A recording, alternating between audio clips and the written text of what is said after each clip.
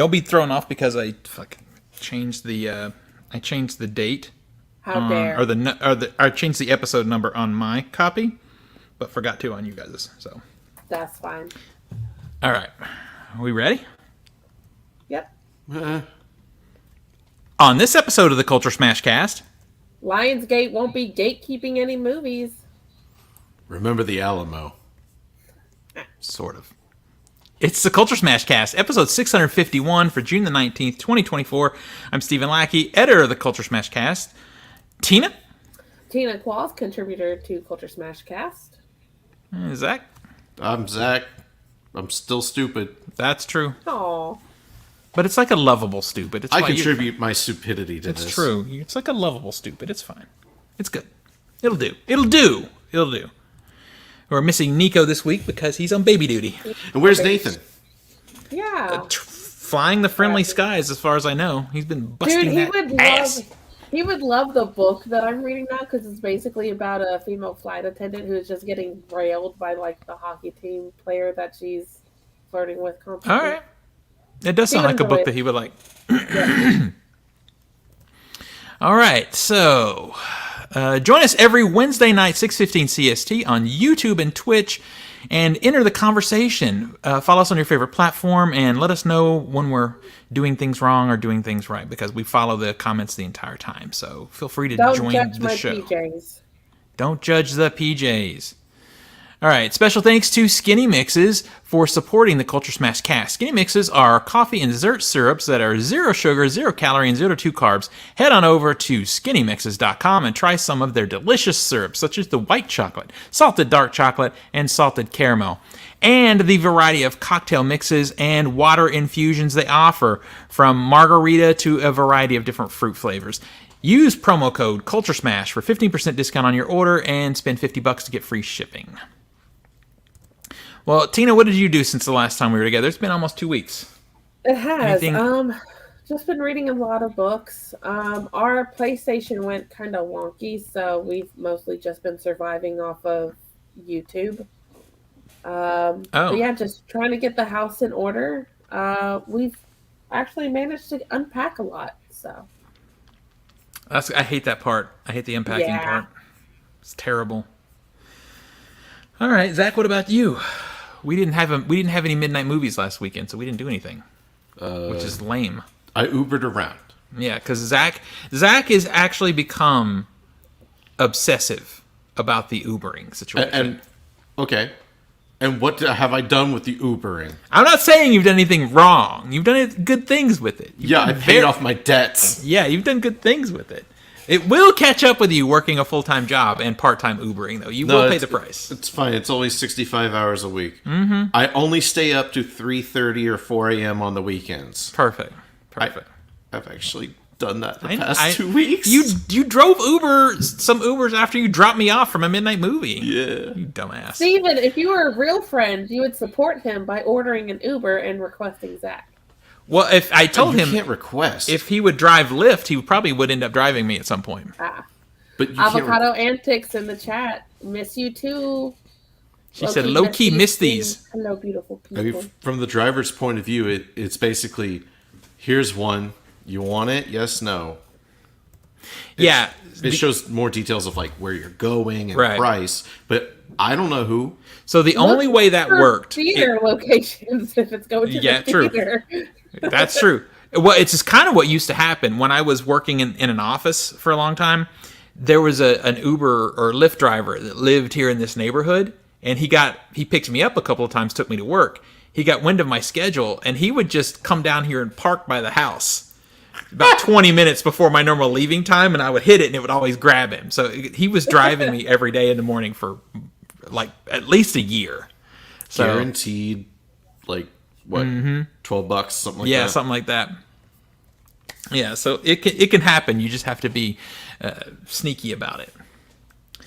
All right, so I guess I'm the only one who's done stuff. I've seen some movies. I watched some shows. I guess we'll get into it as we go through like the box office. I will say real quick, we did pick up the steelbook version of One Cut of the Dead from Walmart. I saw that. Yeah, and Nico shared that with me, and I'm very happy you have that on your shelf me now too. because Yeah. Someone was there's a trend going on TikTok right now where my mutuals are trying to get me to do my top 15 movies, and I think that movie is in the list. Like, it's just so important to me anymore. I think it's in my top 10. Hits like it just does. Yeah. I would like to You don't know see it how coming that many first copies time. I have sold. Right? Between the two of us, we've probably sold so many copies of that movie. But For our I'm glad we visual- got to see it. Sorry? visual Sight unseen. people, my girls have entered Oh, yeah. the chat. Nice.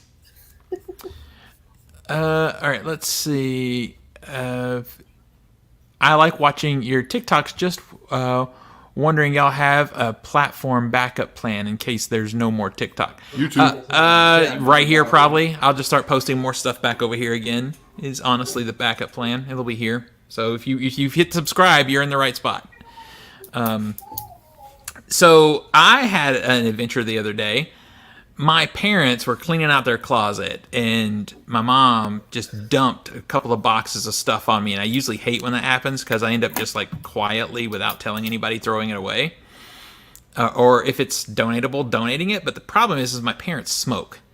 And what she gave me were 2 giant boxes of DVDs. Not Blu-rays, I'm talking about DVDs. A lot of old ones, too. So I put dryer sheets in the boxes and sort of let them sit for some days, and they were out in the garage for like 2 weeks. And I broke down and took them to our McKay's, our trade place, the other day to see what would happen. And I got $146. There you go. Yeah, so I went on a spree. You'll see my haul video tomorrow. I posted part 1 on TikTok, and it's here on YouTube also for the McKay's trip. But the haul is just off camera, right beside me. I mean, it's Nope.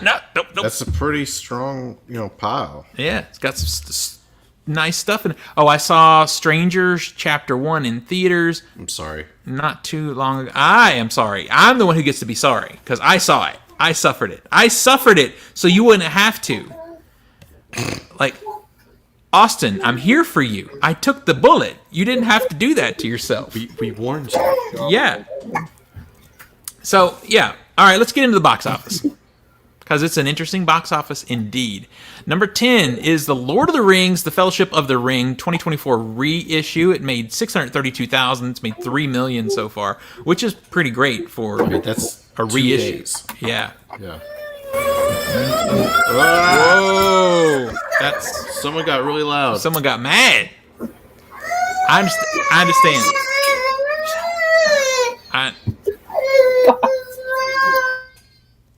I understand. Oh, okay, thank you. She muted for a minute because there was no way I could continue. All right, number 9 is The Strangers Chapter 1. It made $759,000. It's made $33.8 million. People, stop going to this movie. Stop it. Stop it already. It was like a vacuum walking into Really the room. was. It was like... oh. I felt like that old Maxell commercial where it just blows the hair back off you. We love you, Tina. We do love you. I love all of them. Even Evie. I love Evie too. Number 8 is The Fall Guy. It made $1.6 million. It's made $88 million so far. I think that movie is fun. Number 7 is Furiosa, a Mad Max saga. It made $2.6 million. It's made $63 million so far. And that movie is good. I don't give a damn what Zach tries to say because he's wrong.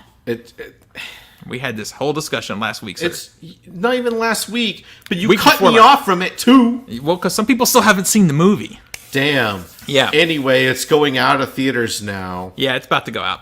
Number 6 is The Watchers. It made $3.5 million. It's made $13.5 million. I also took this bullet so you didn't have to. I know it's M. Night's daughter, but you'd never know. Like, he produced the movie, and I just suspect he had too much of his own... Oh, I read the spoilers to this, and I just went, ha! Yeah, it's not good. It's based on a book, and it makes me wonder... Don't care. How much more... Because a lot of stuff feels missing.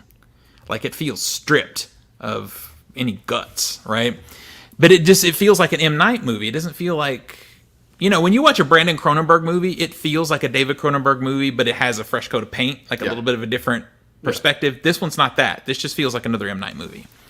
So, Dude, it's like a bad M. Night movie. Like, It is. Lady in the Water. it is Lady in the Water bad. Yeah. It is, yeah.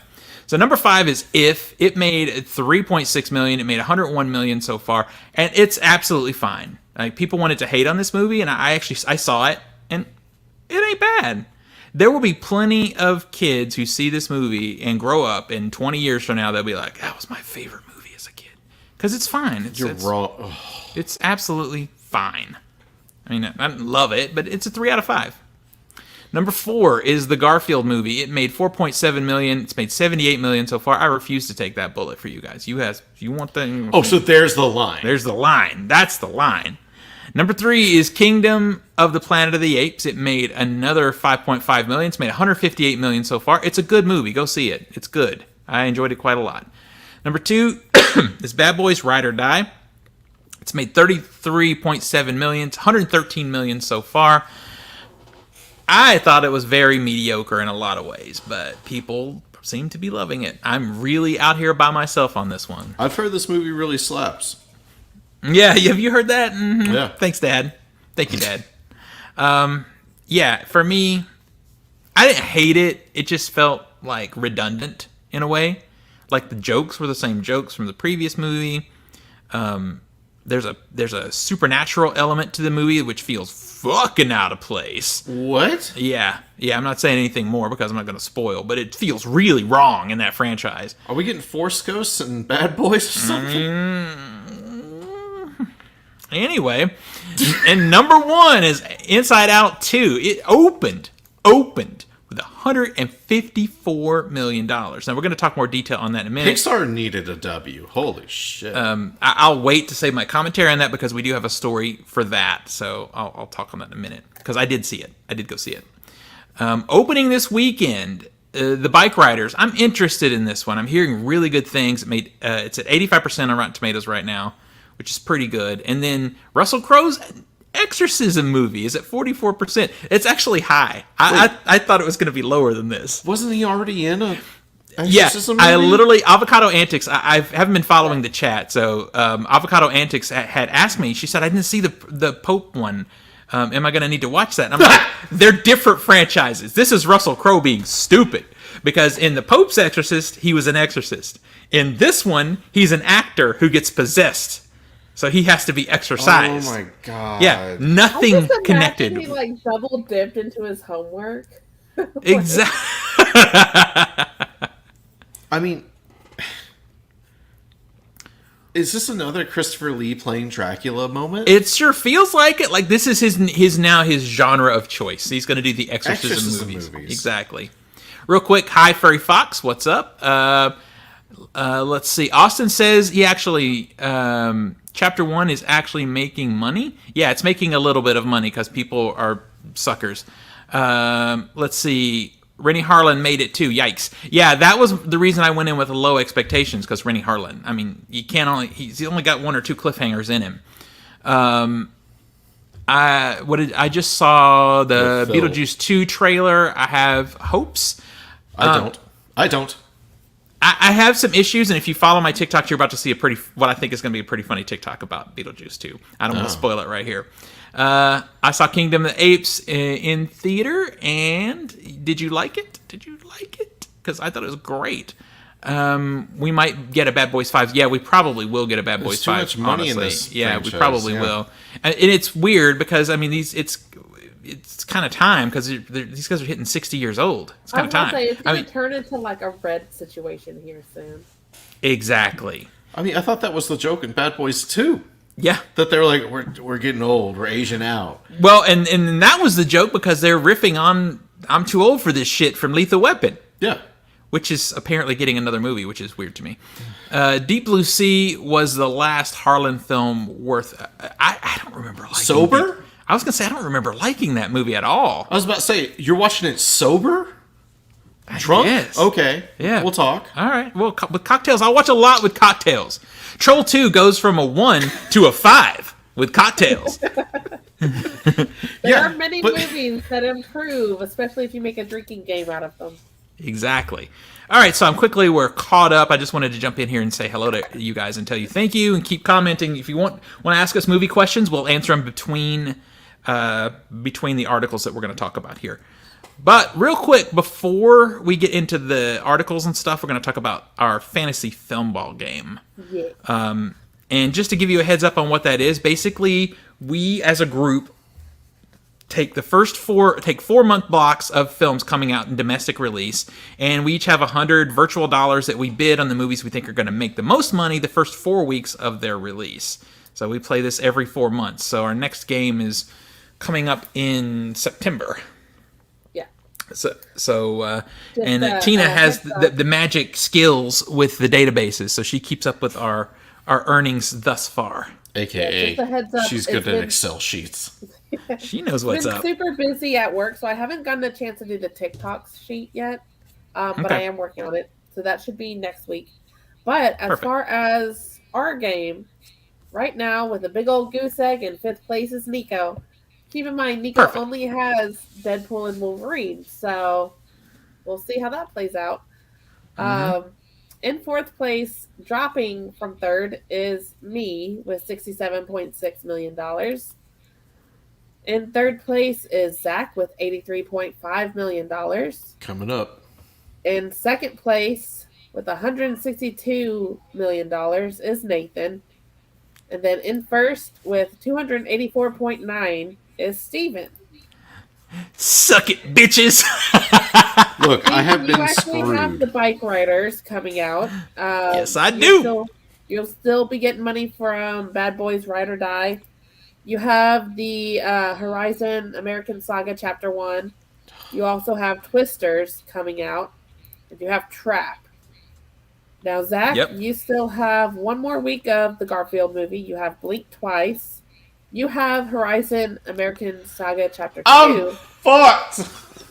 You have Harold and the Purple Crayon. And you also have The Watchers. But don't lose hope, Zach, because you also have Inside Out 2 and Despicable Me 4. We're back, baby! We're back! Yeah, I forgot about that shit. I was waiting for it. I'm like, damn it. We are so fucking back. It's like the shittiest game of all time except for 2 movies. We're back. Oh my god. And my only hope. Go ahead, Tina. Nathan still has A Quiet Place Day 1. He still has Maxine. And then he has Alien Romulus.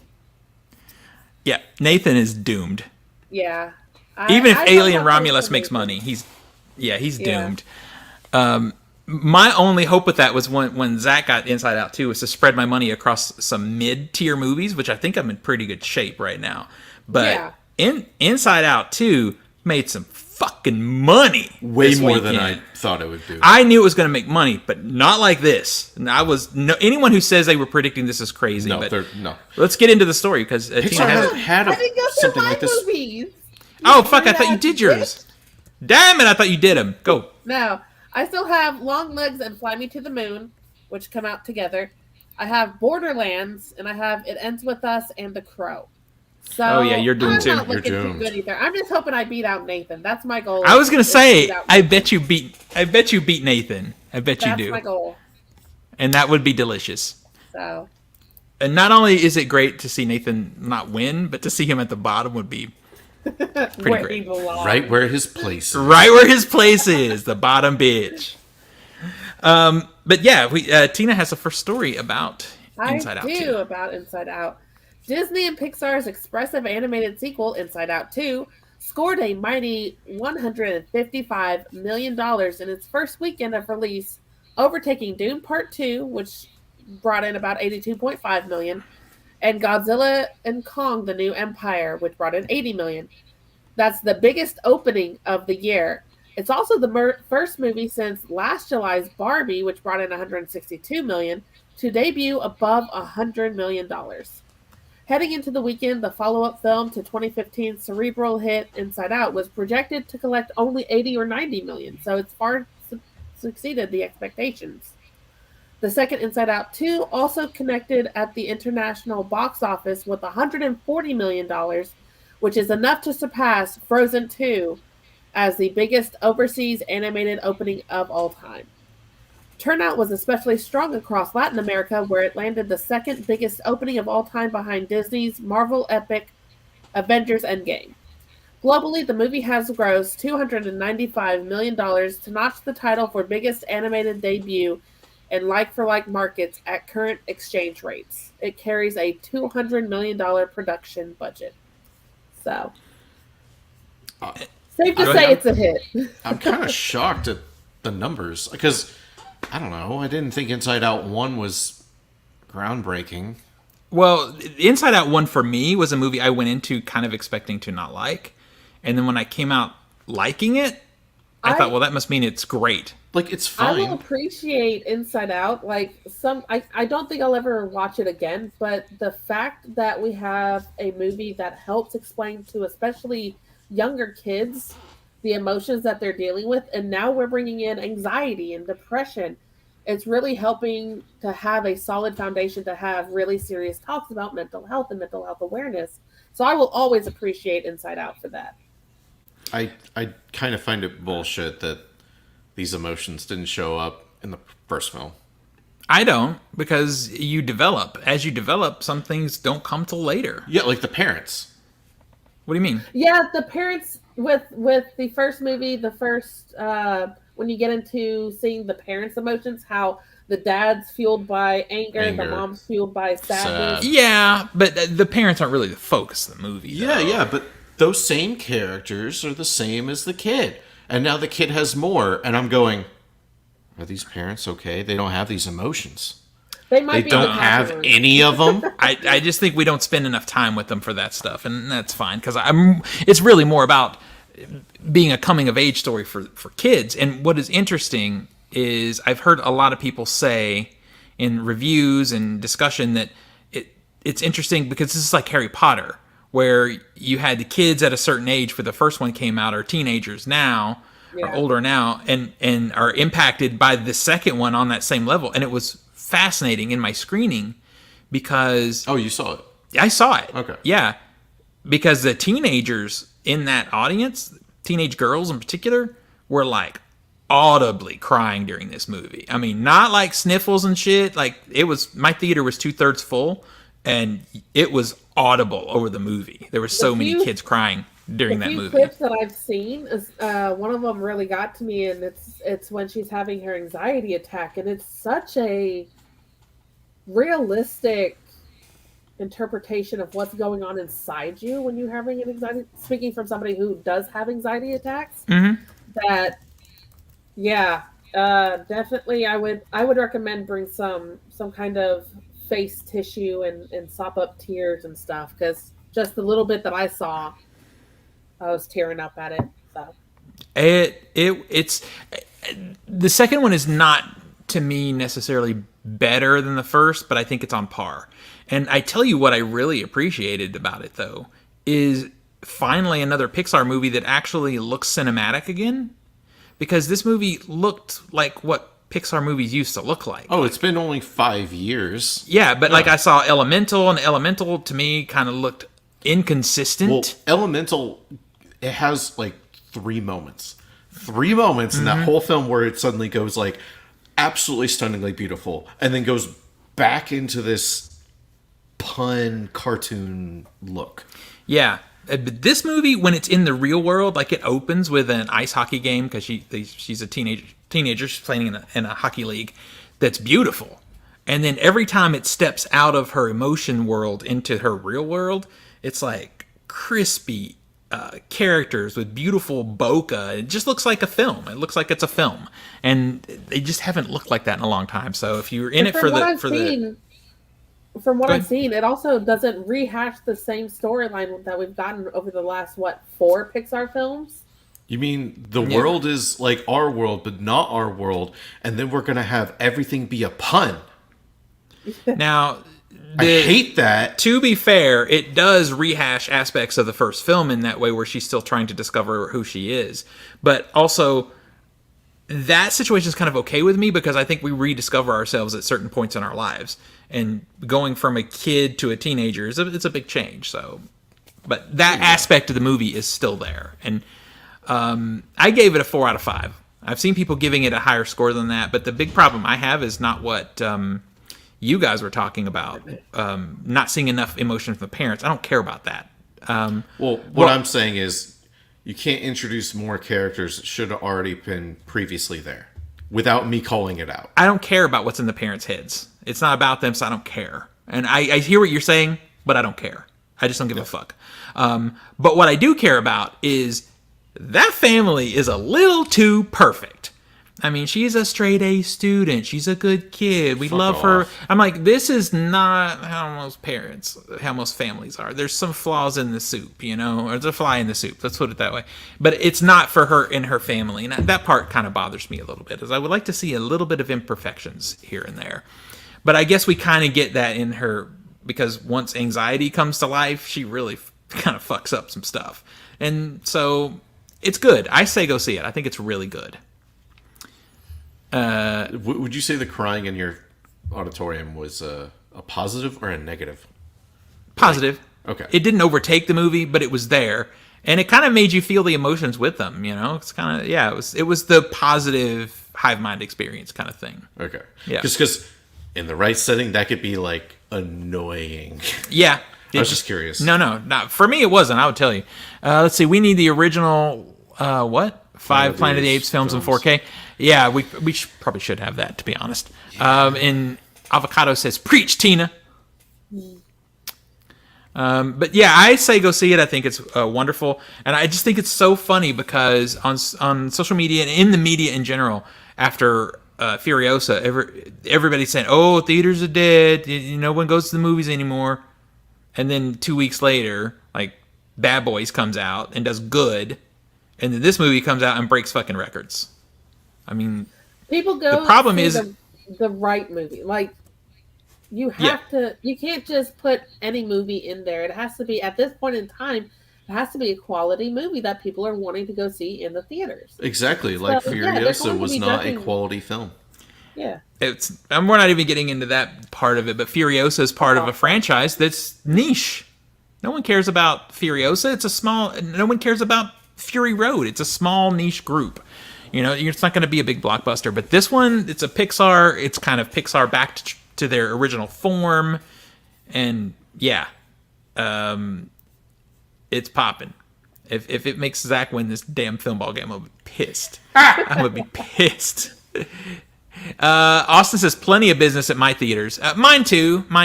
Now because I go a lot. I have gone. There was at least 1 or 2 weeks recently where there was nothing new. I mean, there was at least 1 week where we had no new release, and that's kind of wild. It felt like it's like just re-release some shit.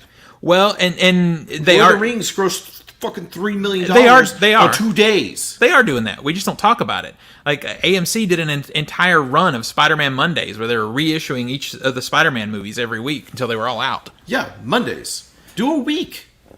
Don't do one showtime. Do a week. I mean, if they have wrong? Well, I don't know if they have the time now because we got now. Because what's interesting is Disney. I think we talked about this in a previous episode, but Disney somehow knew, they had read the tea leaves and knew this thing was going to be big because they said it for 100 days. Oh yeah, I saw that. They're like, streaming for 100 days. We haven't had a movie get that long of a window since before pandemic. So I think that also helped too. Yeah. Okay, there's going to be no POV in 20 days. Yeah, probably so. I am so hyped for A Quiet Place day one, says Avocado. My expectations are very high. I'm interested, and my expectations are very low. I don't expect, because it looks like more of the same to me. But I did see, speaking of A Quiet Place, is people were losing their minds over the cat that's in it. Okay, so you haven't seen this, Zach. No. So in the trailer, there's a girl, she's running with a cat. And it became a thing where people were like, I don't care what happens to anybody else, but that fucking cat better live. And now I haven't watched it yet, but they put a featurette out about the cat today. I mean, like, look, I love the cats. Same. But they're in a horror film. Emotional support cat, by the way.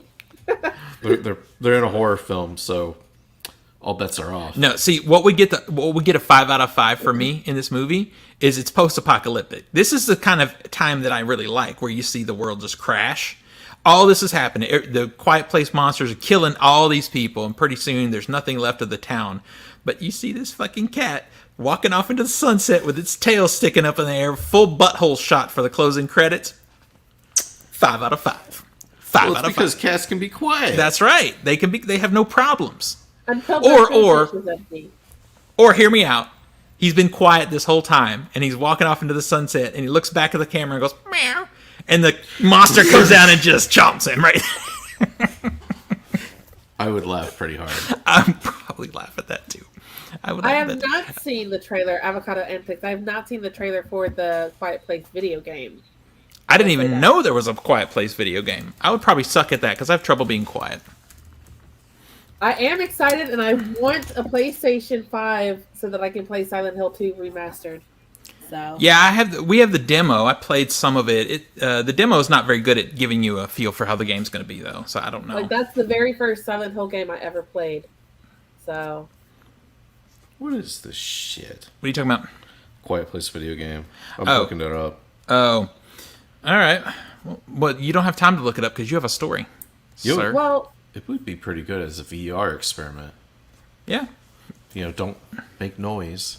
Well, like one of those games I've been seeing lately now where it picks up the microphone sounds. Yeah. I hate those because if your microphone isn't perfectly tuned, or if you have background, or a cat is in the room, or like, Evie would cry and I would the die AC in 2 turned seconds. on, and the AC is blowing on your face, and your microphone. It's like, I get the idea of this, but in a realistic worldwide setup, it just isn't there. That I would pay good money to watch Tina play one of those games and Evie just go meh, like that, and she just gets killed. Died. I would love to see especially that. now because she has this toy. It's a reciting cactus, and she'll look at it. It'll be off, and she'll look at it. And she'll go ah.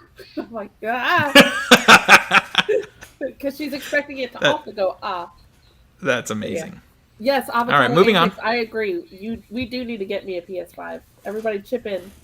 Because I'm a broke bitch. Nah. All right, well. Not the nah. Nah. Speaking of Sony. Well, transition. Sony Pictures Entertainment has done an acquisition of the Texas-based Alamo Drafthouse Cinema. It's 35 U.S. locations. Sony Pictures fucking bought Alamo Drafthouse. Mm-hmm. I cannot believe this.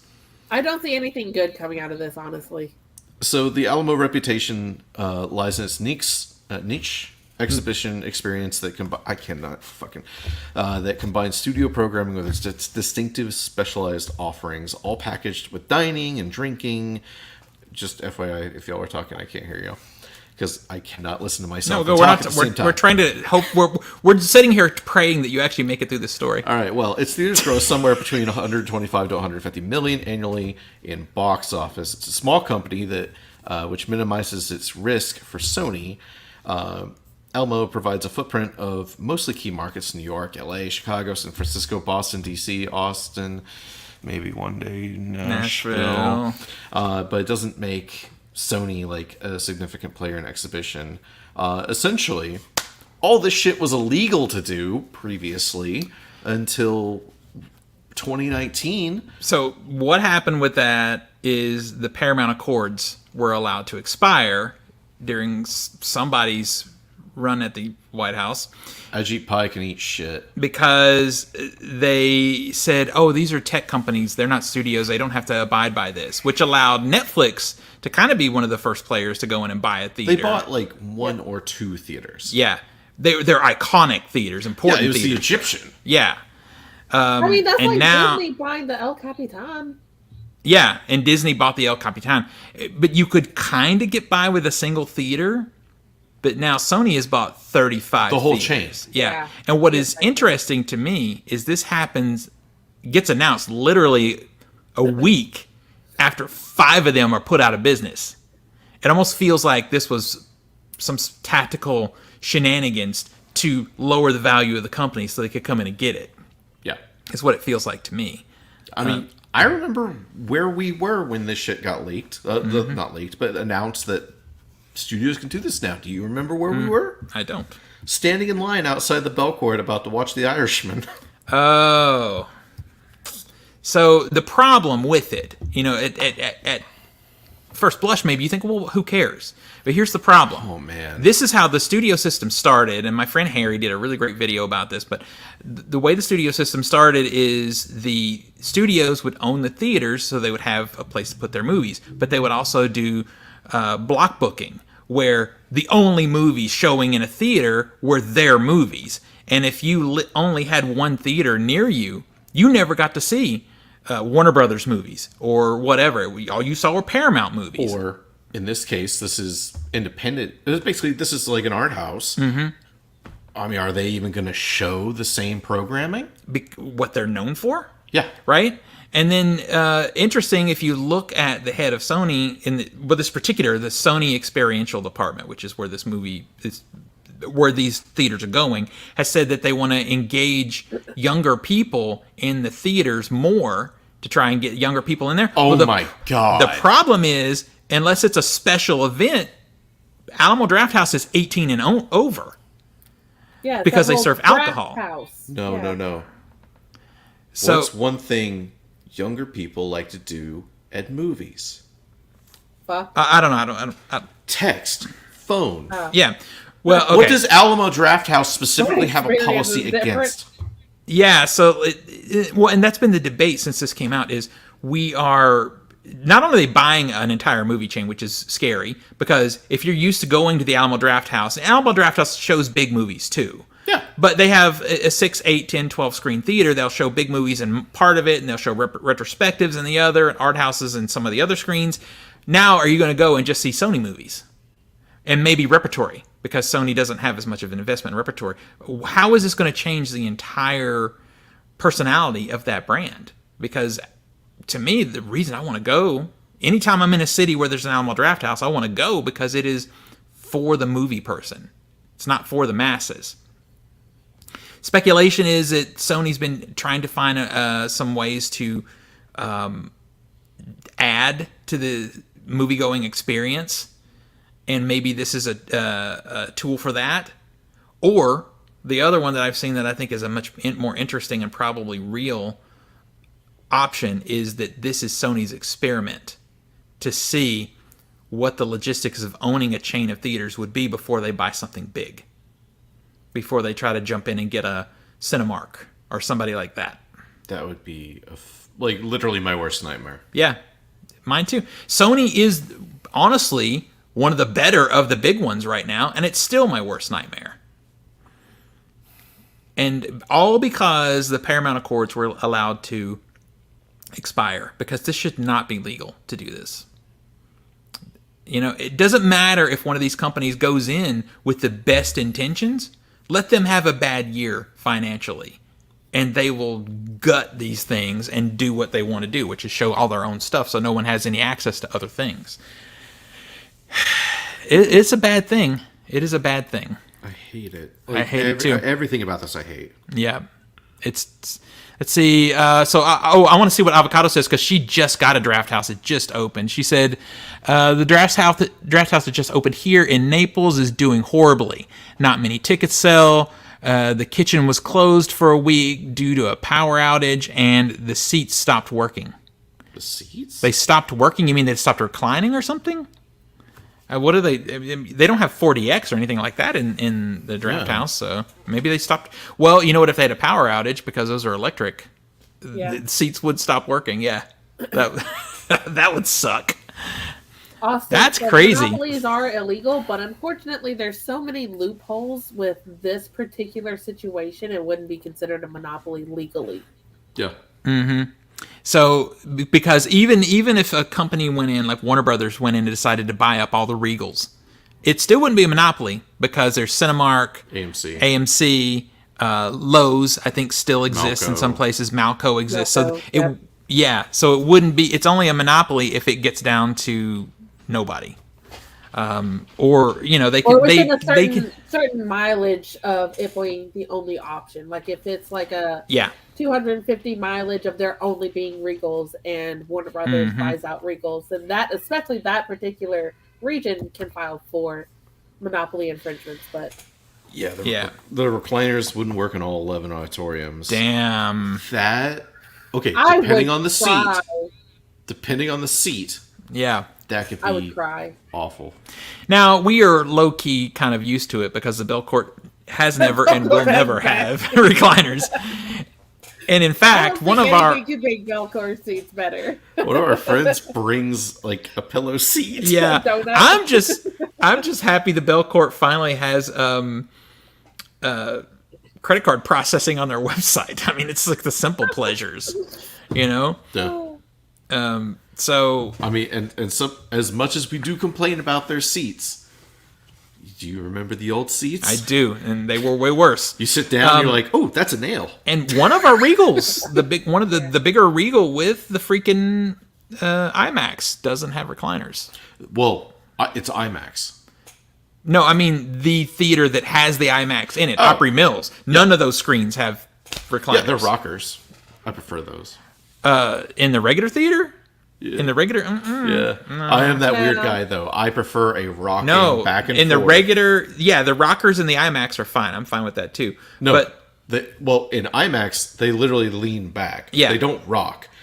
When in the regular auditoriums, they do rock back and forth. y'all follow my TikTok. I'm going to show this. Because I don't think so. I don't think they rock. They go like this, but they don't go like this. They don't. You just broke the seat.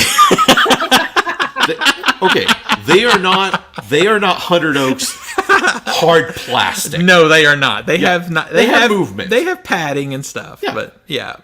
All right. Let's see. I have a Regal theater near me. A Regal Warren. I don't know what that is. Regal Warren.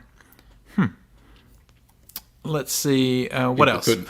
So people couldn't press the button to call a server. Damn. And that's kind of like the point. One of the draws that's one of the draws of Alamo. Yeah, and Draft this House is, this draft house has only been open a couple months.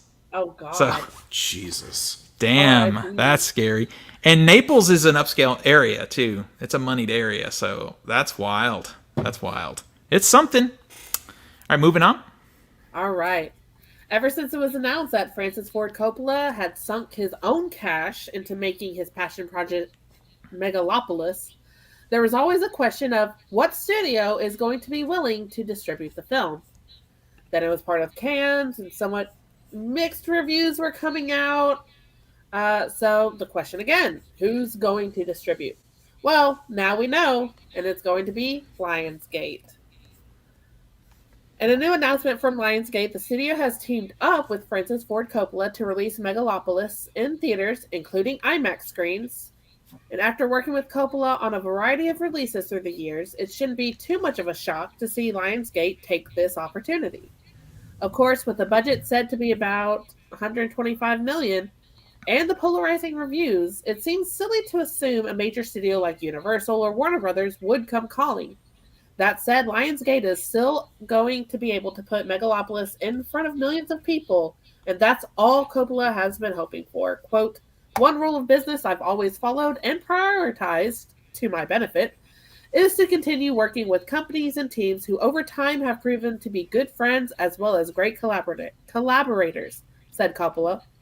This is why I am thrilled to have Adam Fogelson and Lionsgate Studios release Megalopolis. I am confident they will apply the same tender love and care given to Apocalypse Now, which is currently in its 45th year of astounding revenue and appreciation. I'm like, why did you go? Okay, sure, Apocalypse Now. That's sure. So Megalopolis is set to arrive in theaters on September 27th. And it's basically a retelling of a Roman Empire. Speaking of September 27th, isn't that the same day that Interstellar is supposed to do their 15th or 10-year anniversary 70mm rollout? I don't know. Yep. Yeah. So who's going to blink? It'll be interesting to see. Because Interstellar, that's Universal? Is it Warner Brothers? Universal? It's Universal and Warner. So that's a little bit more buying power than Lionsgate's got. I bet you they roll out that 70mm print to the 20 locations, and then Megaopolis goes to all the others. Yeah. Yeah, it makes sense. Wait, Tina had a little brief note about what Megalopolis is about, just in case people don't know. God damn it. Hold on. Right. I know, Zach cut you off. You were about to say it. Yeah, it's basically a kind of retelling of the Roman Empire.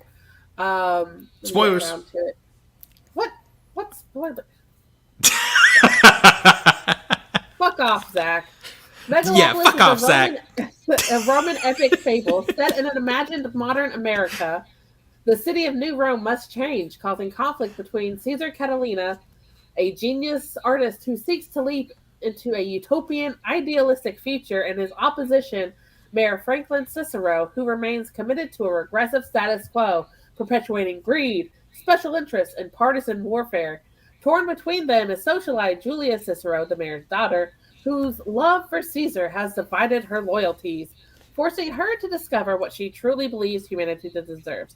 By the way, the cast for this is like Adam Driver, Giancarlo Esposito, which I'm hoping to meet him at Dragon Con, Natalie Emanuel, Aubrey Plaza, Shia LaBeouf, Lawrence Fishburne. Like, there's some names to this. Dustin Hoffman. It's a heavy hitter cast, yeah. Yeah, so...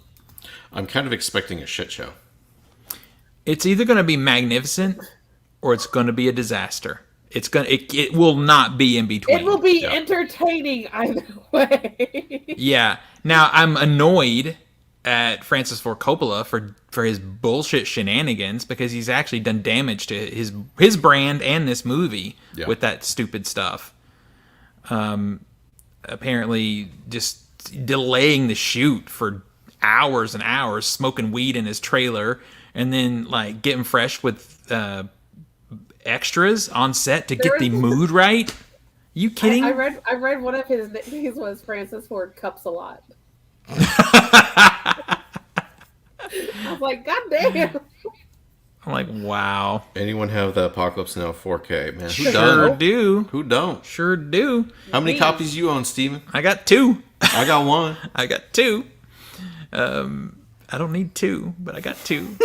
Well, 1 was purchased for you. Yeah, exactly. I will say, I hate Apocalypse Now just because when I watched that movie, I watched it with my dad for the very first time. And him being a Vietnam vet, he was constantly talking throughout the whole movie about how this is different from my... And I'm like, I can't watch this movie ever again. Ever. I mean... That sucks. You could have seen it in IMAX, where everybody was there and paying attention to it, and you got the full experience. Best possible video and audio with nobody talking. It's quite beautiful. Yeah, I don't think that would have happened when I was 8. So no, probably not. Probably not. I don't know if that's a movie to watch when you're 8 years old in general. No. Regardless of at least 15. That's something. But I'm excited to see it. I will definitely be there week 1 when it opens because I gotta know.